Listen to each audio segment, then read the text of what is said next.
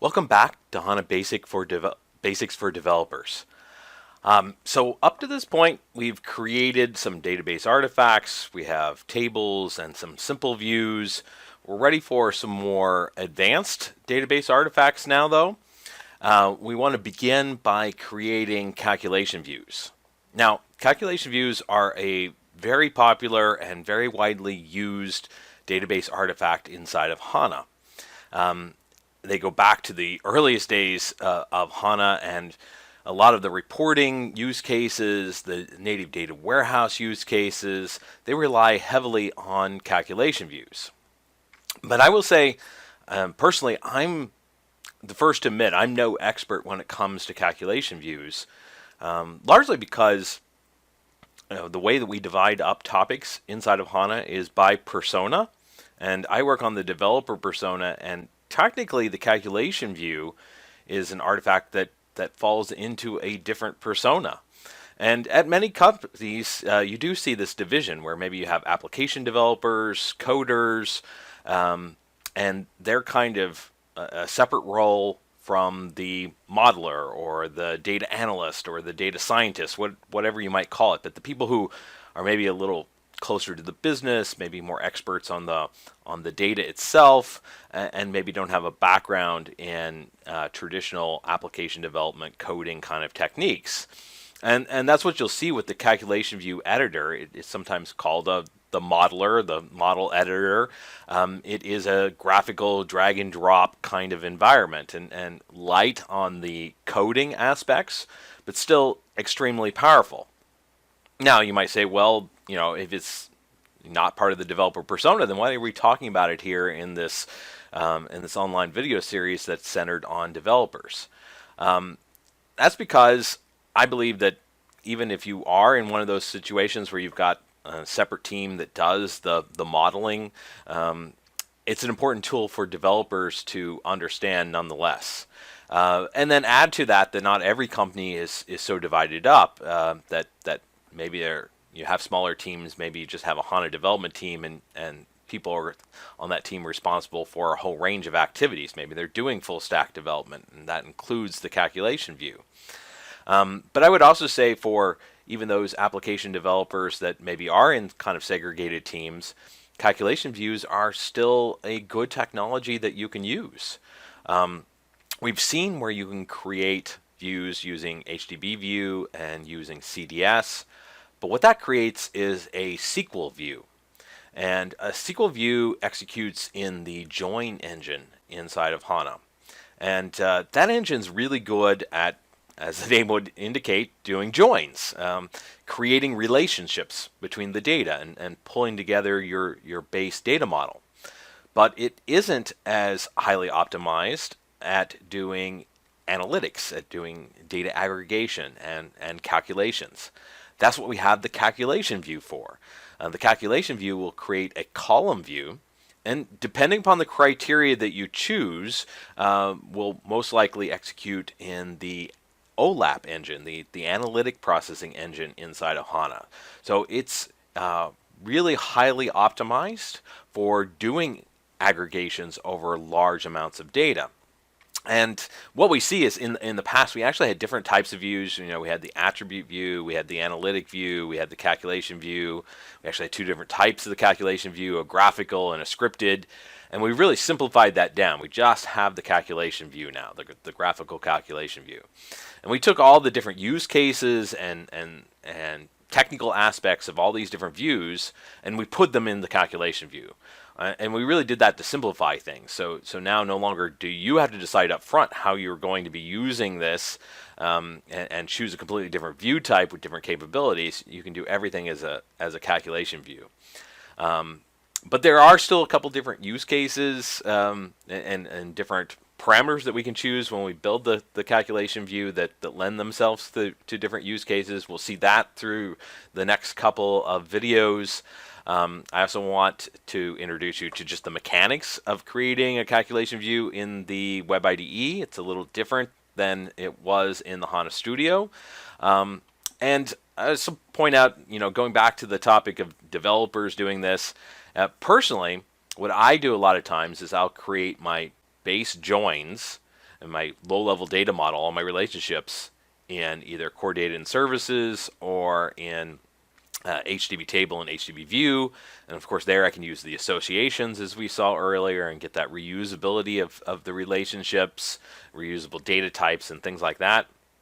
But then use those views within calculation views. And that's perfectly fine. What we see is we've really expanded what you can put in the data source of a calculation view. So we can take those CDS views, we can take regular HDB SQL views, we can use stored procedure table functions, and we can use those as the data source inside a calculation view. So you can layer things, you know, if you really like coding based approaches instead of modeling based approaches, you can do most of your data model in as we saw HDB view or core data and services, and get all the benefits of associations. But then as soon as you need aggregation, as soon as you need some calculations, some summation or averaging or something like that, you can layer that in by putting a calculation view on top of your other existing view and get the benefits of both approaches. Okay, so what we're going to do here is we're going to start rather simply. In this video, we want to create a calculation view, and we're going to create a dimension type calculation view. We'll come back to that in a second. Before we actually start creating any calculation views, I actually want to import more data objects into our project. So far, we just have a purchase order header and a purchase order item table, but you know, for the purposes of not just this exercise, but some of the others down the road, we want more tables, we want more views, we want more data. So rather than sit here and type it all in, we've prepared a little zip file with a whole bunch of content in it out in Git. We'll go ahead and bring that down, and then we'll come over here to back to the web IDE. We'll come to our data folder, and we are going to import that zip file. So I'll just browse. There's my data.zip. Let me make sure my path is good. Yep, going in the right path. I want to extract the archive. Yes, we know there's stuff there. That's fine. We want to merge it in. And here we are. We have added a whole bunch of new stuff here. We've got additional tables. We've got some currency conversion tables that will be interesting later, so that we can do some multi-currency calculations. We've added more master data tables, business partner, addresses, buyers, products, suppliers, so we can do more interesting joins. We've got some text description tables. We've got a sales order in addition to the purchase order content. Just added a whole bunch of other stuff in here. So at this point, let's go ahead and build this new content that we just imported in, just to make sure everything's okay with it, and we have all the new tables and views created.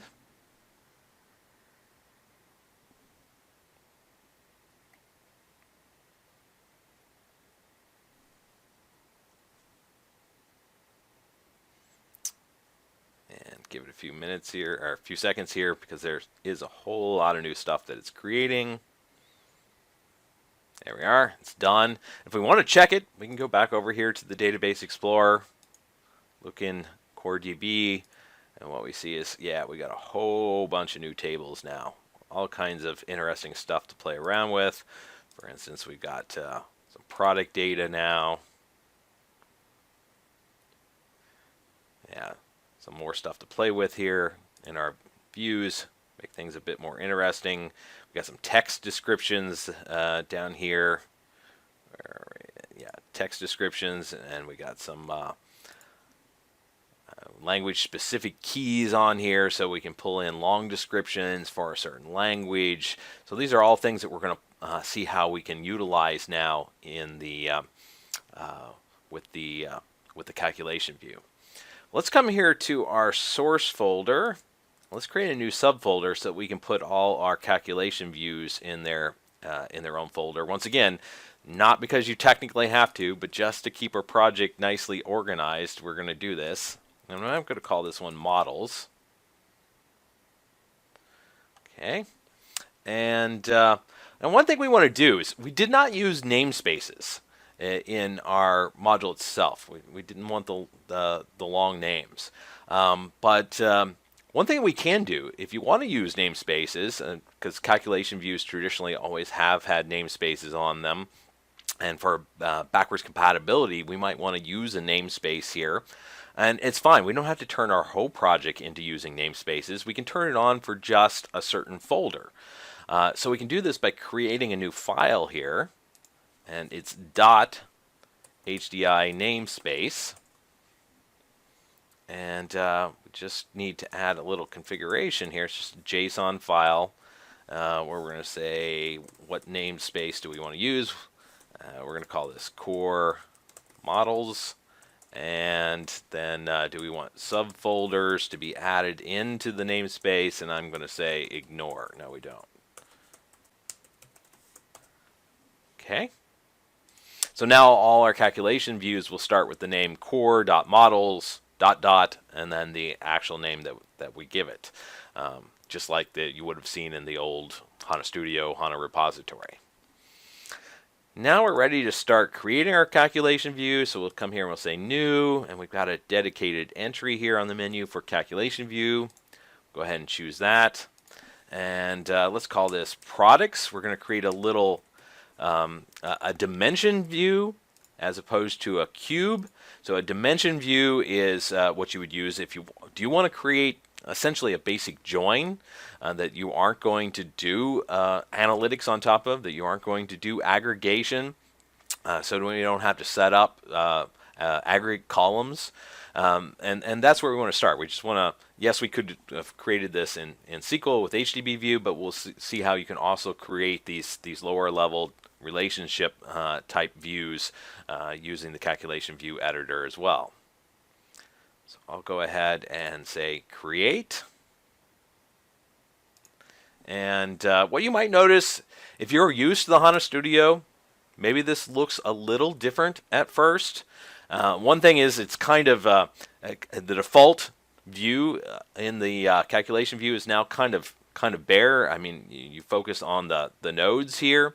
You might think, well, what happened to all my tooling? Well, one thing I always do is I just go ahead and expand the different node types to see the descriptions. I don't work enough in the calculation view editor to know what all the icons mean. But once you get to know them pretty good, I guess you can save some screen real estate. Not really a problem here. I've got a pretty high resolution monitor, so I'll go ahead and keep that open. The other thing is that the actual detailed area for whatever node you have selected, that's collapsed by default, and I just grabbed this little slider and slid it over to bring that back into view. And this is how I like to work in the editor. I usually keep the canvas area here with the nodes that graphically show the relationship. I keep that relatively small. Of course, I'm not creating super complex calculation views, and then I like to give most of my screen real estate to the detail form page over here. Now, one thing that I will point out, if you need more screen space, you can always just double-click on the tab, and everything else will go away, and you'll focus in just on the particular editor. That works for any editor, not just the calculation view. But I find a lot of times I might need a little more screen space, and I'll use that feature for the calculation view. But for our purposes here, we're not going to create something with 50 nodes in relationships, so we're not going to need a ton of space. I'm going to keep this pretty straightforward. So what we want to do is we want to start adding some tables to our view, and we'll do that by adding join nodes. So we'll just come here and say we'll want to create a join, and let's give it a nice name. Join 1 isn't terribly descriptive, so now we right mouse click and we say rename, and I can name this to product BP, product business partner, because that's what I want to have here in this lowest level. And then I want to add some tables to this node, so that's where you press the plus icon here to add a data source. And let's see, the first one we want to do is we want to add the new products table that we just brought into our project. So I'll just start typing it here. I see that it's selected it.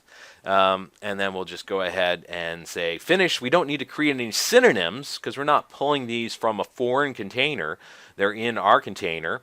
If you choose this to create synonyms, it's actually just going to create a bunch of extra files that try to create synonyms and grantors and stuff like that. It's nice if you're pulling this from an external service, but you don't want to use that option if you're pulling tables or objects that already have synonyms in your project. It would just create configuration that isn't needed and will actually lead to problems. So we've added our products table. Now we want to add our business partner table. So same thing here. I'll just start typing the name. There it is, business partner. So we'll say finish. And what we see over here is in the details pane, which I've already expanded, we've got the two tables, and we want to create a relationship between them. What we see in the product table is we've got a supplier.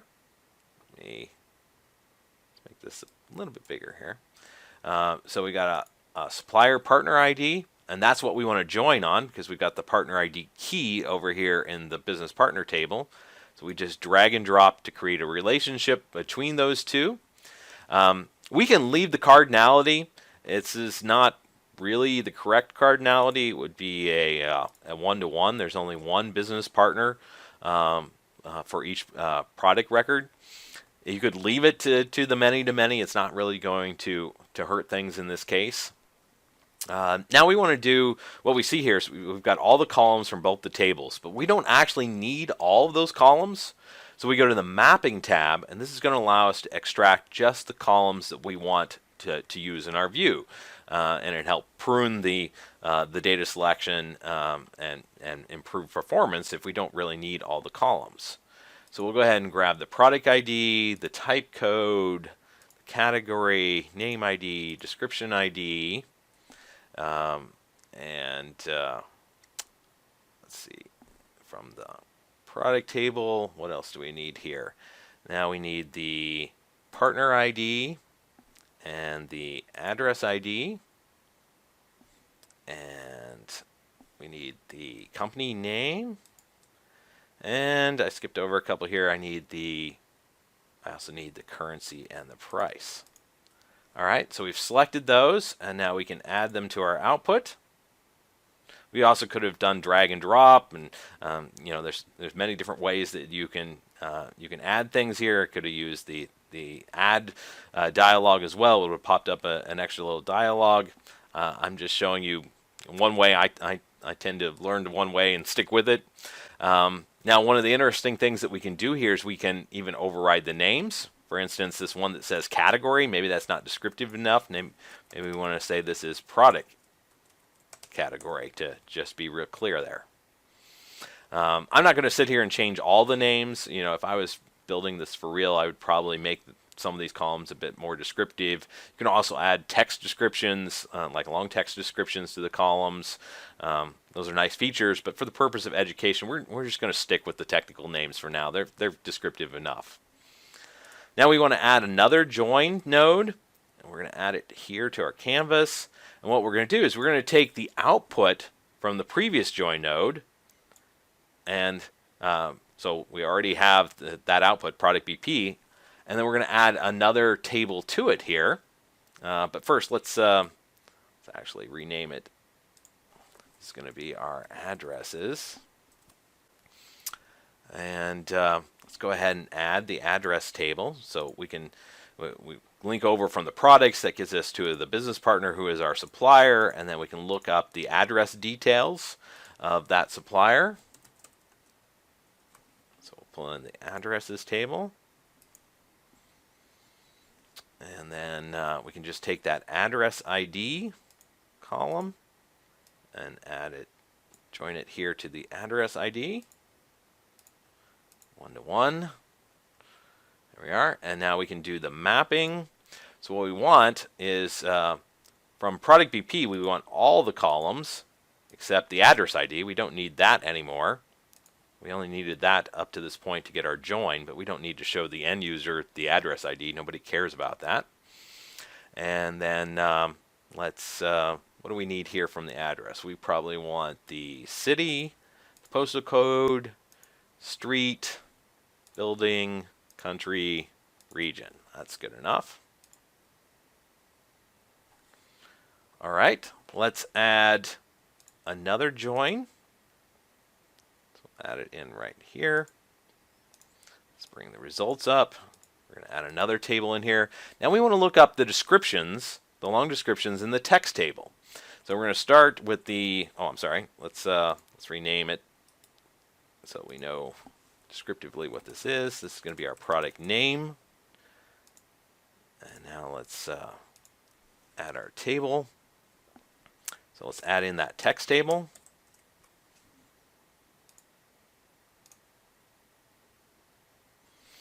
And now we're going to take the name ID, where we're just storing a unique identifier, and then connect it over to the text table where all our text, our long text, are stored for all different types of usages. And now the interesting thing here is we're not going to use just a normal join, we're going to use a specialized text join. And that's going to allow us to include a language column. So we're going to just tell it which column in the target table is our language, and then we're going to take our logon language when we're running the query and automatically use that to select the data. So if I only have English text in the text table, but if I would maintain multiple languages, then we'd automatically see the correct long description for whatever language we're logged into. And we don't need to do any kinds of specialized processing or anything like that. This built-in text join takes care of that for us. Now let's come here to the mapping. So once again, we want everything from the previous node, except we're no longer going to need the name ID. And now we're going to want just the text column here that has the text in it. Except we don't want to call it text. That's not very descriptive. We're going to call it product name. Okay? Now, what we want to do is we want to repeat this process, because that was our product name, but we want the product description as well. And that's actually stored in the same text table. That's not a problem. We'll just add another join here, and we'll join to the same table a second time. So we'll add the util text once again, and we'll name this one product description, and we'll do the same sort of join criteria here. So we'll take the description ID, join it to the text ID. We'll let it know that it is a text join, and our language column is language. And then the same thing on the mapping. Let's take all the columns from the previous level, except we no longer need the description ID. And then we'll add in the text again. And then rename that text to product description. Now it looks good. And basically we're done with all of our processing here. We've got all the joins and all the logic that we need. So we can take this and bring it up to the root, which is a projection node. It's just going to project out what our results are. And we can come here to the projection node. And at this point we could further restrict the columns, but we've been restricting them as we go along. That's good. Do our data pruning.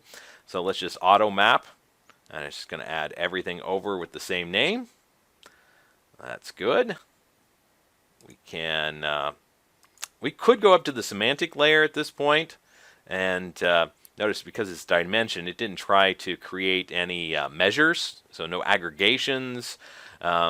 We could add labels here. It pulled them in from the underlying data model, which is really nice, the description of the tables. But maybe we want to change some of these. Change this to product name and product description. There we are. So we save our model. And at this point, let's go ahead and build.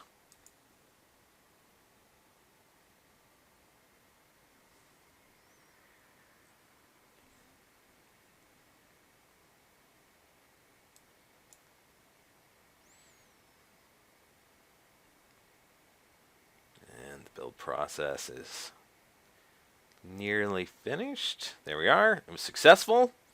It's good. No errors. I didn't mess anything up. Now we can go over to the Database Explorer. And this will not be under Views, though. So we won't find this under Views. It'll be under Column Views. So your calculation view, even at runtime, creates a different type of object here. And what we see is, here's our view, core models, products. We can see the definition of it, but more importantly, we can say Open Data.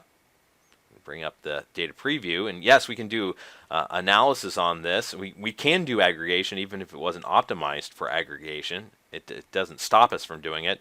But let's just go ahead and look at the raw data here. And what we see is, we see various products. It's pulling in the partner details of whoever the supplier is for that product. And we see that our address is being joined in as well for the partners.